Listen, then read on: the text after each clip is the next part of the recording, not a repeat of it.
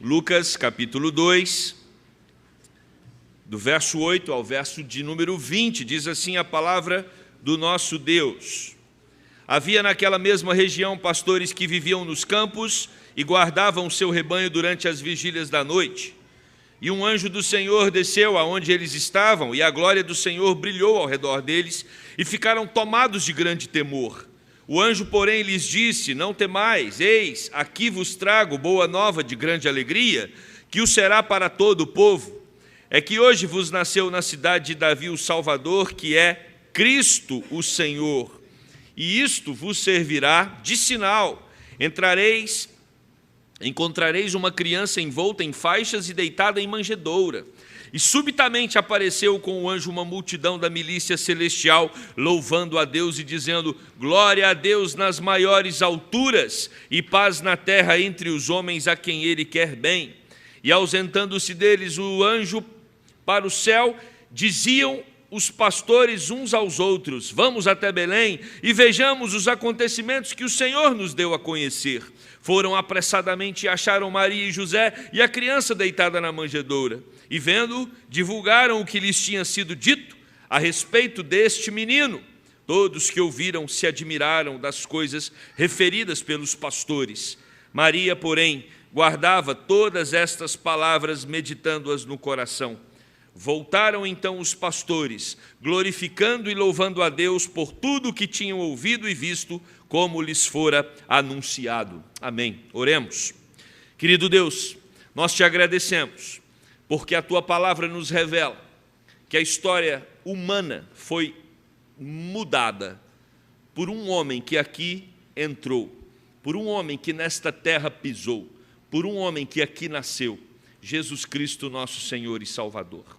É por isso, Deus, que nos ajuntamos nesta noite para celebrar o nascimento daquele que transformou a história, daquele que foi capaz de não simplesmente mudar a realidade de uma família, de uma rua, de uma cidade, de um estado, de um país, mas um homem que mudou a história de vários, entre todos os povos, de várias pessoas, Deus, dentre elas nós que aqui estamos, rendendo honras e glórias a Jesus Cristo, teu Filho, nosso Senhor e Salvador. Fala ao nosso coração, Deus. Essa é a oração que fazemos no nome de Jesus. Amém. É muito frustrante quando você vai assistir um filme, uma peça, ou quando você está diante de uma história, e a tendência dessa história, deveria ser, pelo menos é isso que os roteiristas programam, é que essa história te leve para um clímax, para um ápice. Isso é até uma ferramenta utilizada em oratória, quando você vai aprender a palestrar, a ministrar um curso, todos, pelo menos via de regra, o que se instrui na academia é que aquilo que você vai abordar, o seu tema, ele atinja o ápice. Quando nós pensamos a respeito desse texto que acabamos de ler, ele também nos convida a perceber como aconteceu o nascimento de Jesus em direção a um clímax, a um ápice, principalmente agora, dentro do contexto que nós estamos aqui, na relação com os pastores. Mas antes de entrarmos no texto, eu queria tratar com você um pouquinho sobre a data do 25 de dezembro. Talvez você tenha curiosidade de saber se Jesus realmente nasceu nesse dia. Muitos falam: não foi nesse dia. Não temos prova que foi no dia 25 de dezembro, mas também não temos prova de que não foi. Então, entre o foi e não foi, a gente comemora dia 25 de dezembro. E por uma razão muito simples: tradicionalmente a data é 25 de dezembro. E essa tradição não é uma tradição nova. Ela começou no IV século, lá em Constantino, no ano de número 306 a 337, quando Constantino era o imperador romano, que ele então decide estabelecer o cristianismo como a religião oficial do império. Um império que era pagão. E se ele era pagão, hoje pagão tem uma outra definição. Talvez nós poderíamos até dizer que pagão está muito relacionado a um estado laico. É um estado onde cada um pode ter a sua religião. A ideia de pagão naquela época era exatamente essa. Cada um poderia adorar o seu próprio Deus. E Constantino diz: não, agora nós somos cristãos. E o que é curioso é que tinha uma festa no dia 25 de dezembro. Já acontecia, antes do Império Romano se tornar cristão. A festa era chamada de, uma festa pagã chamada de Saturnais. Por que Saturnais? Porque era uma festa que celebrava a chegada do sol. Os dias ficavam escuros por longas horas, por muito tempo, os dias eram curtos. E aí, no dia 25 de dezembro, você então tem o prolongamento do sol na terra. E aí eles então celebravam a crescente da luz. A luz agora vai estar mais entre nós. Olha que interessante. Quando vem Constantino, o imperador, e ele então diz, olha, nós não vamos mais ter essa festa, no lugar dela vai acontecer a celebração do nascimento de Cristo, e não é uma decisão de Constantino. Haviam estudiosos naquela época que, através dos seus estudos, eles deduziram que essa era a data. E aí fica eu e você aqui, 2000 anos depois, tentando imaginar, mas será que era mesmo? E aí eu fico com Lenski, que é um comentarista. Lenski vai dizer, embora o dia 25 de dezembro seja somente tradicional, pelo menos ele é tradicional. Então continuaremos com a tradição de celebrar no dia 25 de dezembro. Esse texto que nós acabamos de ler, ele sai de uma esfera ordinária, de um acontecimento corriqueiro, e ele caminha para um clímax. A primeira coisa que nós observamos é que as pessoas estão nas rotinas das suas vidas. Como nós estaremos amanhã, se você não está de férias ou não está com recesso na sua empresa, amanhã é segunda-feira. Cada um vai caminhar em direção ao seu trabalho, às suas obrigações, aos seus deveres. Isso nós chamamos de vida ordinária. Segunda, terça, quarta, quinta, sexta, sábado a gente descansa, domingo descansa também, volta na segunda-feira. Essa rotina, essa mesmice da vida, nós chamamos de vida ordinária. E naquela época havia uns pastores, eles eram homens que trabalhavam duro. Talvez ser pastor naquela época era uma das atividades mais difíceis, porque o pastor ele tinha que ter algumas habilidades para cuidar do rebanho. Ovelha é um rebanho, às vezes, geralmente o rebanho de ovelha é um rebanho muito tranquilo, é uma presa fácil para ursos, para lobos. Então o pastor tinha que estar atento. A ovelha também era uma presa fácil para ladrões. E os pastores, eles tinham um cuidado de proteger o rebanho, porque o rebanho, ele, às vezes, se colocava em situação, se tornava uma presa muito fácil. E aqui nós temos pastores que saíram para trabalhar. Tenta imaginar essa cena. Eles estavam lá com as suas esposas, com seus filhos, passaram o final de semana, celebrando ali a vida familiar, e de repente eles despedem das suas esposas, preparam ali a sua alimentação e vão para cuidar do rebanho. E havia uma migração, né? Eles levavam as ovelhas para onde tinha pasto. Lembre-se que também estamos tratando de uma região desértica, uma região onde não é qualquer lugar que você vai ter alimento à vontade para as ovelhas. E eles então precisam ficar migrando de uma região para outra. Esses pastores despedem das suas esposas e eles estão ali, à noite, atentos. Atentos ao quê? Atentos a ursos, lobos e ladrões. Eles estão antenados com todos os riscos que as ovelhas podem correr e eles são precisos para atacar os adversários. Mas, meus irmãos, o que esse texto fala é que esses homens que estão aqui numa posição ordinária, do dia a dia, certamente também eram homens piedosos, devotos, que cumpriam todos os rituais como povo de Deus, como israelitas, mas o texto fala que um acontecimento extraordinário vem sobre eles. E que acontecimento é esse? É o mesmo acontecimento que já visitou Maria, que já visitou José, que já visitou Zacarias. O acontecimento é de um anjo que vem até esses pastores. E o texto no versículo 9 vai dizer que a glória do Senhor que vem sobre esses anjos gera medo nos corações daqueles pastores. Esses pastores eram treinados para não ter medo.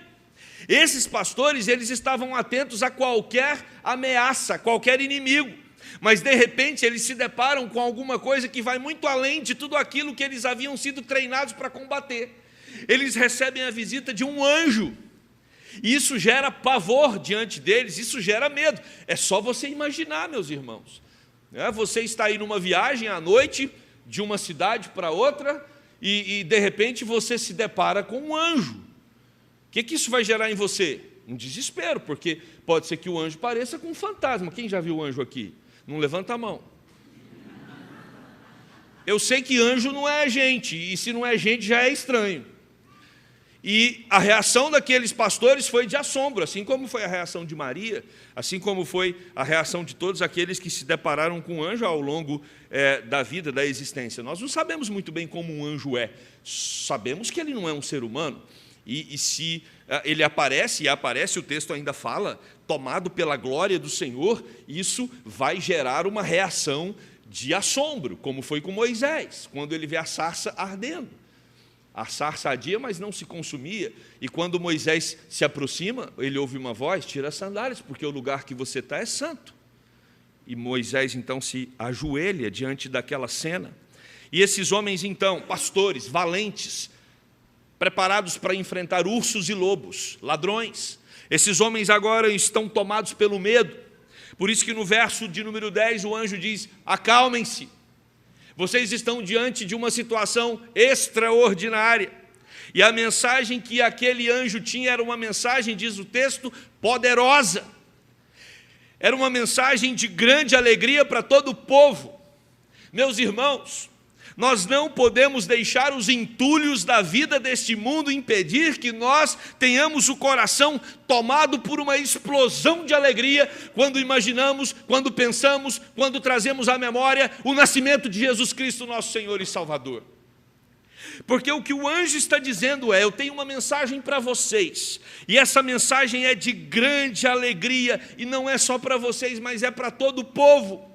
Independente se é criança, adolescente, jovem, independente se é brasileiro da América do Sul ou da América do Norte ou de qualquer outro continente do mundo, independente de classe social, independente do padrão de vida que você tem, independente de qualquer coisa, a mensagem do nascimento de Jesus, ela é poderosa para trazer alegria ao ser humano.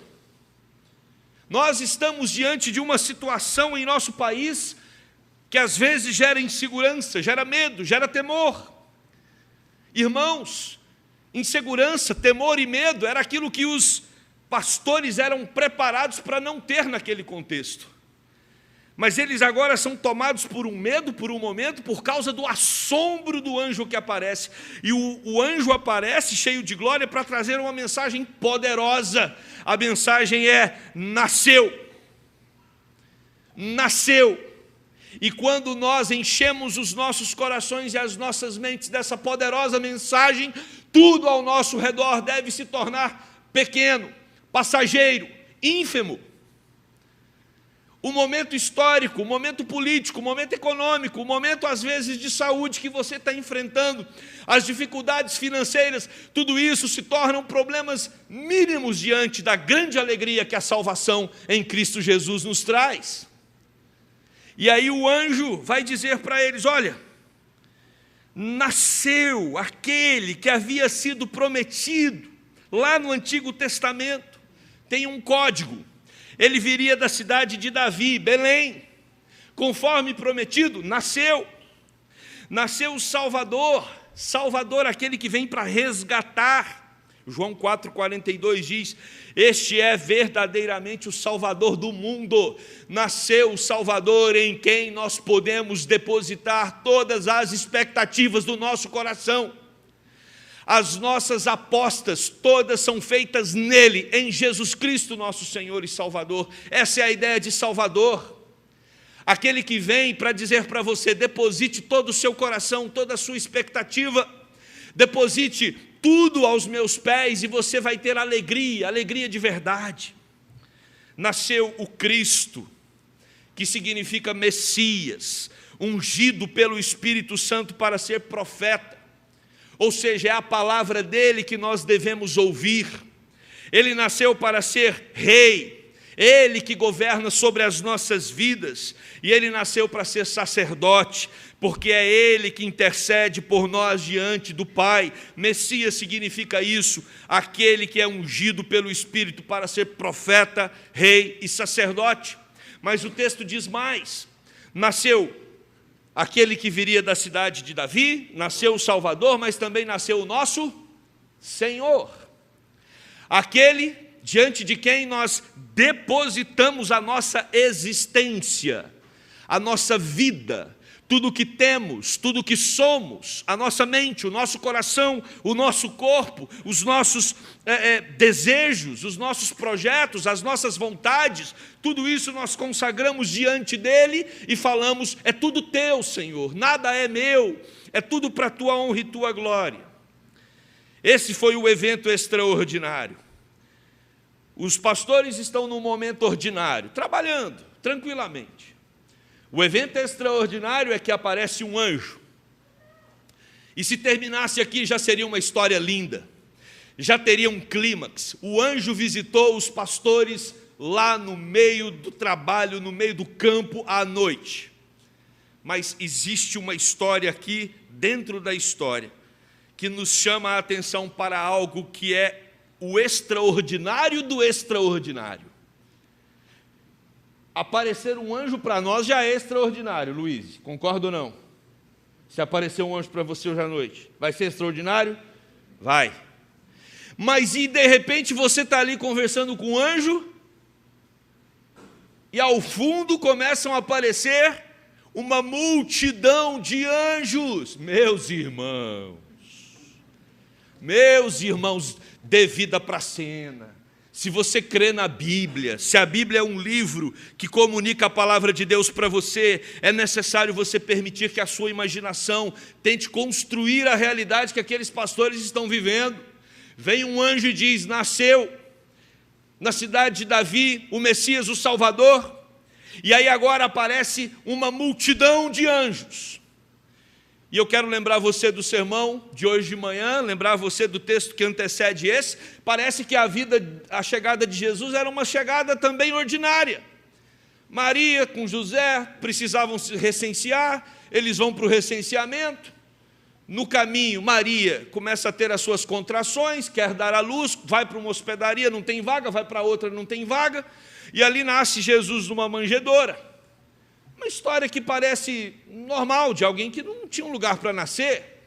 E poderíamos terminar aí, e nada de tão sobrenatural, a não ser que essa criança veio de uma virgem, nos chamaria a atenção. Mas agora, irmãos, nessa parte do capítulo 2, o que nós aprendemos é que quem está nascendo não é só o filho de Maria. Quem está nascendo aqui é o filho do poderoso Deus. E quando o filho do poderoso Deus chega na terra, existe um coral de anjos para louvar, para adorar e para bendizer ao Deus dos céus, porque o Filho dele, a promessa feita desde Gênesis, se concretizou agora. Jesus Cristo nasceu para dar vida e vida eterna a todo aquele que crê no seu nome. É isso que dizem os versos 13 em diante. O texto vai falar assim no verso 13, subitamente, de repente. Os pastores estão conversando com os anjos e de repente apareceu com o anjo uma multidão de milícia celestial, louvando a Deus e dizendo: glória a Deus nas maiores alturas e paz na terra entre os homens a quem Ele quer bem. Glória a Deus nas maiores alturas. É isso que os anjos vêm anunciar. O Deus que cumpre as suas promessas, o Deus que faz as suas promessas é o Deus que cumpre. O Deus que diz que daria a salvação ao seu povo, está cumprindo aquilo que Ele prometeu. O seu Filho, o Filho de Deus, o Deus encarnado, está chegando ao mundo. Por isso, glória a Deus nas maiores alturas. 3 palavras que eu queria destacar. Glória a Deus, né? Uma expressão, paz e bem.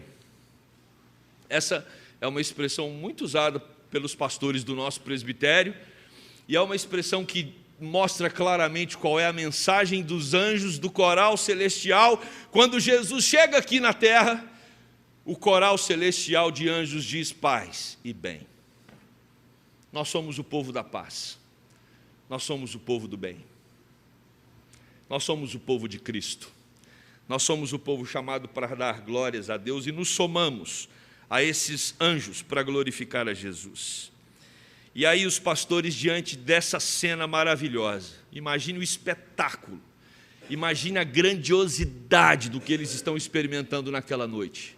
Algo que certamente os preencheu de espanto, de assombro, mas eles precisam tomar uma decisão. E a decisão é ir ver, conferir aquilo que Deus havia falado por meio do anjo. E eles então saem em direção a Belém. E aí, meus queridos, nós temos o extraordinário do extraordinário do extraordinário. E eu repeti 3 vezes propositalmente, porque nós sabemos que na poesia hebraica, quando você repete uma palavra por 3 vezes, isso significa que não tem mais para onde ir, é o máximo. É o máximo. Quando a Bíblia diz que Deus é santo, santo, santo, é porque não há qualquer brecha de Deus se contaminar. Deus é santíssimo. E agora o texto está dizendo que aqueles pastores, eles vão não ter um encontro com um anjo, não ter um encontro com uma multidão de anjos, mas agora eles vão encontrar o Filho de Deus. Isso é o máximo que pode acontecer com uma pessoa. E a senha, existe um código para encontrar o Filho de Deus. O código está no verso de número 16, quando o texto diz que eles vão apressadamente e acharam então Maria e José, porque o anjo disse: a criança vai estar enrolada numa faixa. Isso não é novidade, qualquer criança pode estar enrolada numa faixa. E provavelmente naquela época muitas crianças tinham nascido em Belém, mas o código, a senha é: essa criança enrolada numa faixa estará numa manjedoura. Aí não é qualquer criança que está numa manjedoura. Manjedoura, lá em Goiás tem outro nome, não sei se no Rio também, chama coxo. É coxo, é onde as vacas comem. E é exatamente a ideia que nós temos de manjedoura. Essa manjedoura que a gente anda usando para enfeitar os presépios ultimamente não tem nada a ver com os coxos lá de quando Jesus nasceu. Era um lugar não muito apropriado para a chegada de uma criança. Mas Jesus está ali, numa manjedoura. E os pastores, eles vão.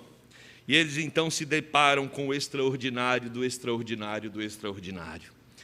Eles se deparam com o Rei dos Reis, com o Senhor dos Senhores, com o Filho de Deus, deitado naquela manjedoura. E o texto fala que eles então saem contando para todo mundo a respeito daquilo que eles tinham encontrado.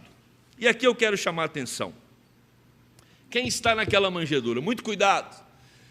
Por mais bonito que o Natal possa parecer para muitos, existe uma tendência de um reducionismo.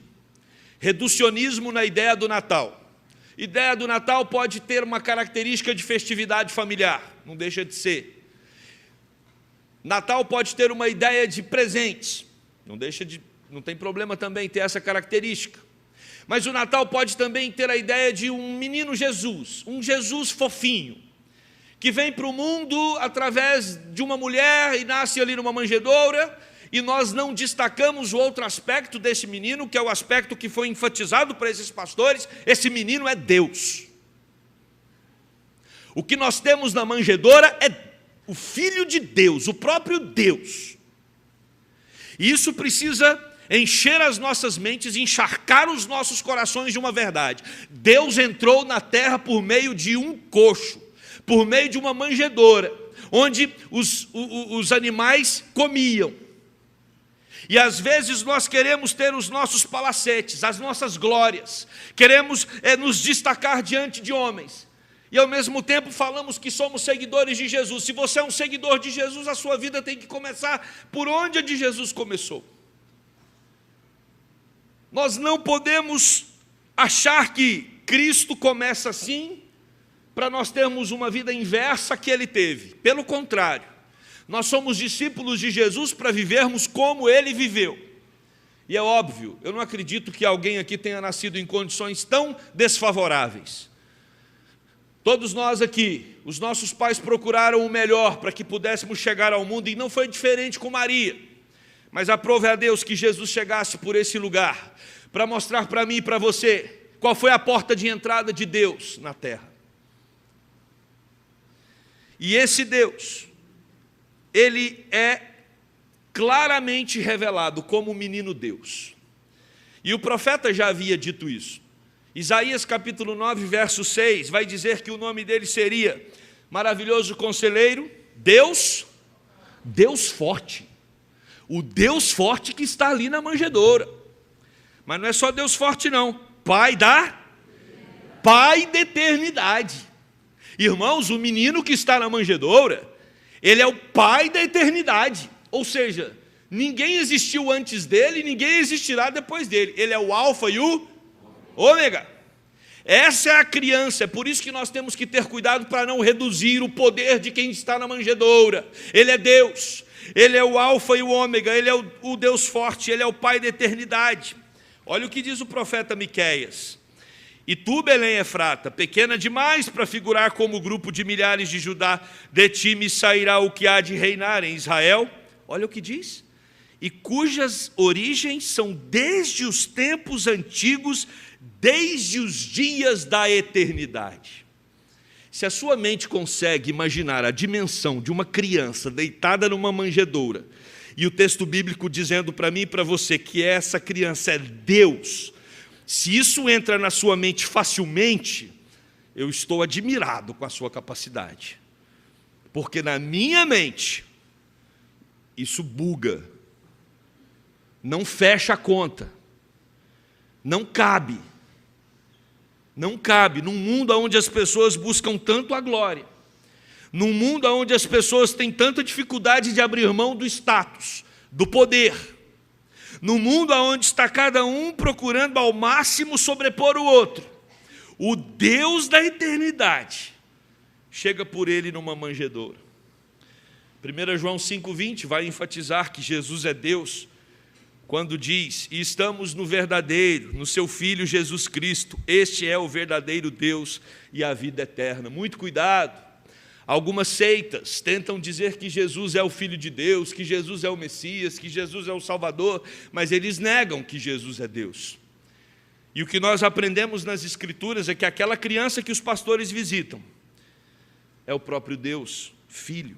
Colossenses, Paulo vai dizer, capítulo 2, verso 9, porquanto nele, naquele que nasceu da Virgem Maria, nele habita corporalmente toda a plenitude da divindade. Jesus é plenamente Deus, Jesus é plenamente homem. O Filho de Deus, o Deus homem, vem ao mundo para entregar a vida por todo aquele que crê no seu nome. E o texto vai dizer então que aqueles pastores se tornam os primeiros missionários. Eles saem anunciando a grande notícia, a notícia que produzia alegria aos corações. Nós encontramos o Messias, o Salvador. E aqueles que ouviam ficavam admirados. E aí, meus irmãos, eu queria destacar o versículo de número 19, quando o texto diz assim: Maria, porém, guardava todas estas palavras, meditando-as no coração. Maria entesourava e ponderava todas as coisas no seu coração. A nossa relação com Jesus precisa produzir esse comportamento que Maria teve. Comportamento de ver toda a história de Jesus no Natal. É por isso que Natal é uma data tão linda. Quando a gente enfatiza ainda mais sobre o nascimento de Jesus. Isso precisa ser ponderado em nosso coração. E qual é a ideia aqui? É ficar pensando nisso o dia todo, a todo momento. Estamos aqui agora num culto de luzes, o culto das luzes. Estamos num momento especial, onde celebramos o nascimento de Cristo. E precisamos sair daqui ponderando a respeito de tudo aquilo que o texto está nos falando. Quem nasceu foi o Filho de Deus. Quem nasceu foi Jesus Cristo, aquele que vem para mudar completamente a nossa realidade. E o texto termina dizendo que os pastores se juntam aos anjos e adoram ao Senhor. E nós, nessa noite, nos juntamos aos anjos e nos juntamos aos pastores, para juntos deles dizermos: glória a Deus nas maiores alturas. Amém? Amém. Esse é o nosso propósito aqui nessa noite. Glorificar ao nosso Deus, porque o menino Deus veio ao mundo. Talvez você esteja vivendo uma vida ordinária. Acorda cedo, vai para o trabalho, cumpre com todas as demandas do dia, volta para casa, descansa um pouco, dorme, acorda no outro dia e fica aí nesse movimento de vir e ir, um lazer aqui, umas férias ali, vida ordinária. A mensagem que nós temos para você nessa noite, você que ainda não encontrou Jesus como seu Senhor e Salvador, você que está nos acompanhando de casa, a mensagem que nós temos para você é: um dia você vai se deparar com essa mensagem poderosa, e não tem argumentos para convencer você disso. Eu não sou capaz, e ninguém é, de convencer outra pessoa a respeito desse menino Deus que veio ao mundo e transformou a história. Mas o próprio Espírito de Deus vai comunicar ao seu coração a grandeza do que aconteceu. E essa grandeza, grandeza do amor de Deus, revelado em Jesus Cristo, vai entrar no seu coração, vai transformar você. E aí, você, com os anjos, com os pastores, conosco, vai também glorificar a Deus nas maiores alturas. Natal não é só banquete com a família. Natal não é só ficar recordando de coisas boas. Natal significa: o menino Deus veio ao mundo e nós estamos aqui para glorificá-lo. E que Deus nos ajude a fazermos isso não só hoje, não só no domingo, mas durante toda a nossa jornada, durante toda a nossa vida, que nós possamos glorificar ao Senhor com todo o nosso coração. Amém? Vamos orar. Querido Deus, às vezes é muito fácil nos perdermos em tantas propostas que existem hoje para uma data como a do Natal. É muito bom trocar presentes, é muito bom cear, enfeitar a casa, ir às compras. Tudo isso faz parte, culturalmente, desse dia.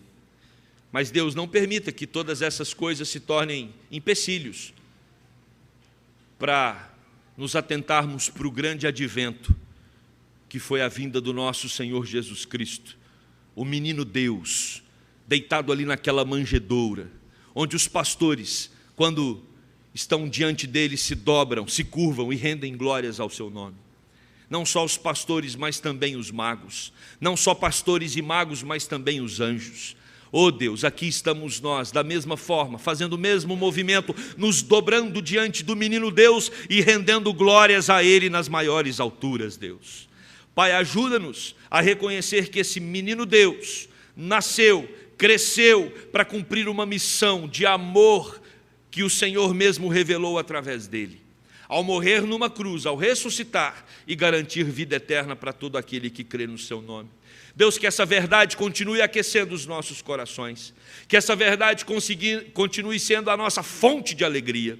E se alguém aqui nessa noite, ou alguém que nos acompanha pela internet, Deus, ainda não teve a experiência de encontrar com esse menino Deus, que morreu numa cruz e ressuscitou, que o Teu Espírito revele essa mensagem poderosa, e que essa pessoa experimente da grande alegria, Deus, que só Jesus pode dar. Pai, nós suplicamos para que esse evangelho continue sendo a razão central da existência dessa igreja. Nós suplicamos, Deus, para que o nosso empenho, o nosso ardor em continuar proclamando essa mensagem cresça a cada dia mais. Porque assim como os pastores, nós temos que espalhar essa notícia de que o Senhor trouxe salvação à terra. Nos ajude nesta missão, Deus. Esta é a nossa oração, oração que fazemos no nome de Jesus Cristo. Amém e amém. Vamos colocar de pé, meus irmãos.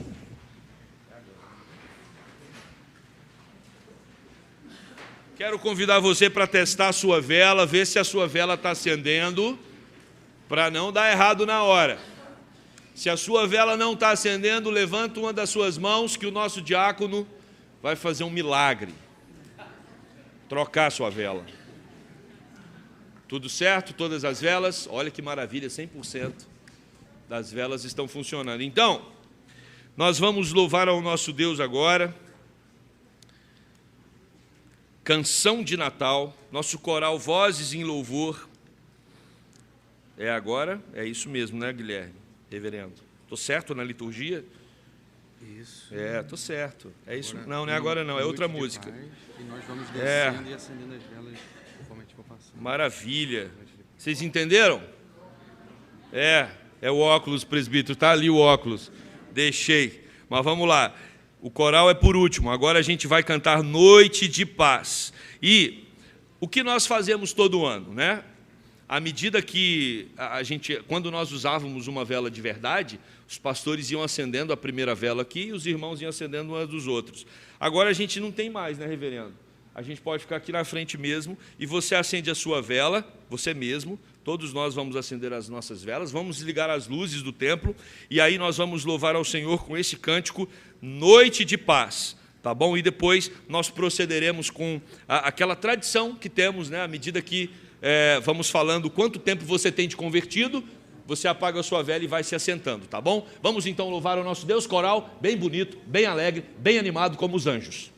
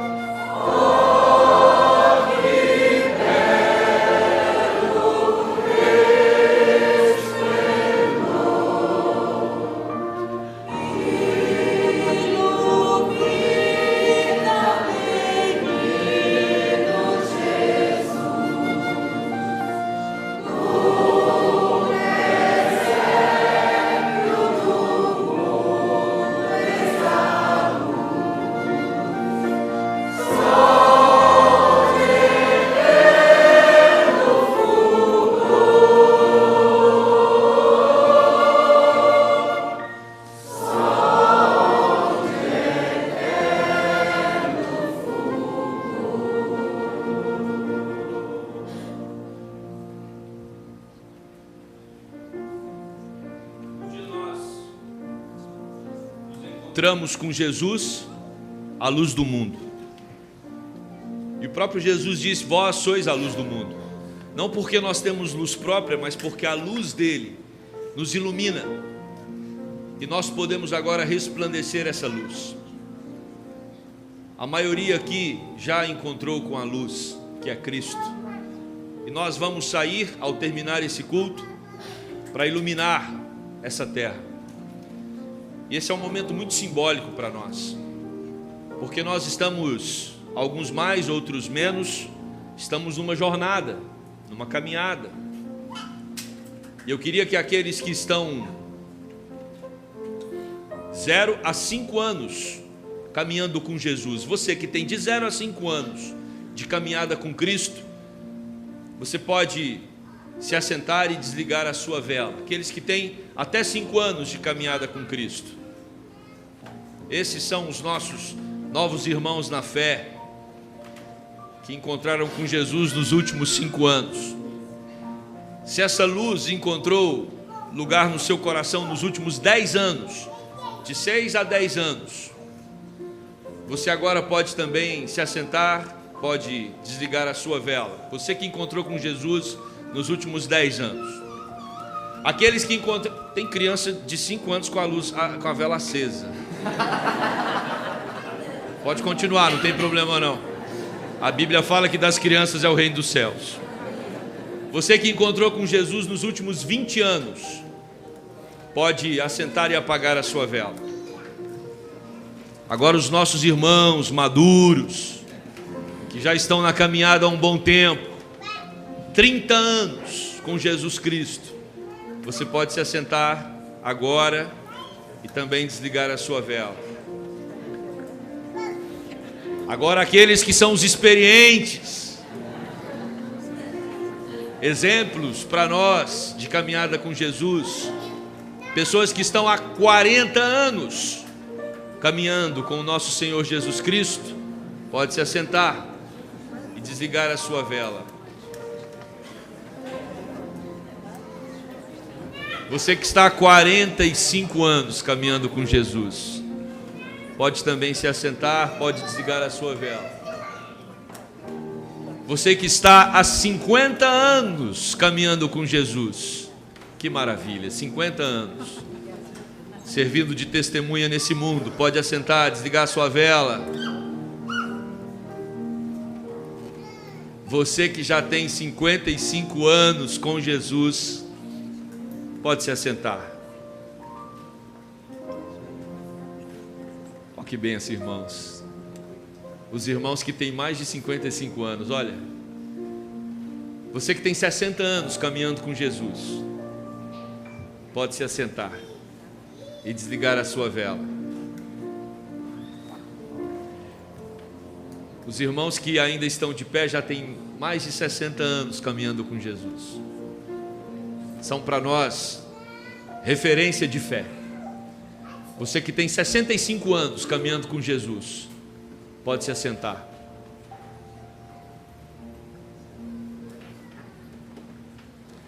Que maravilha.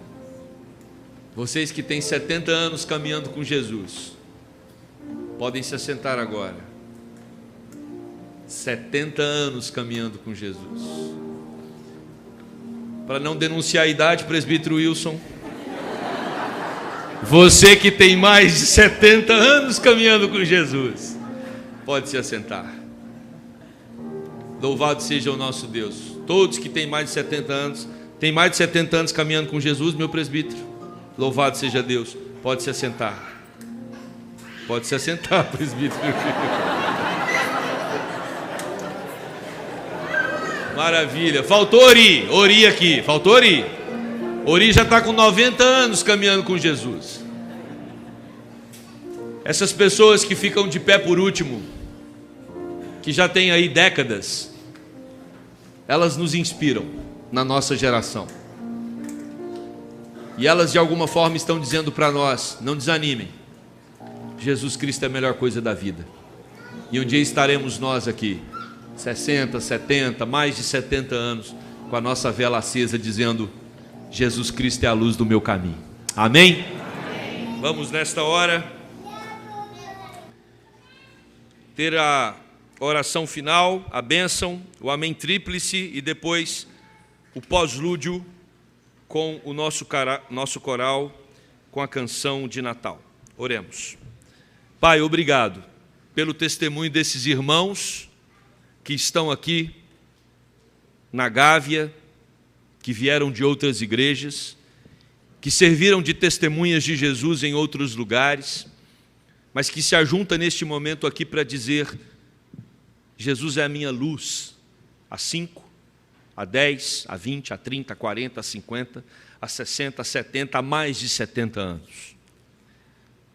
Obrigado, Deus, porque a igreja da Gávea tem pessoas maduras, que já se aprofundaram na fé e no conhecimento de Jesus, mas também tem pessoas novas, chegando, experimentando o primeiro amor, se deliciando da comunhão com Jesus Cristo.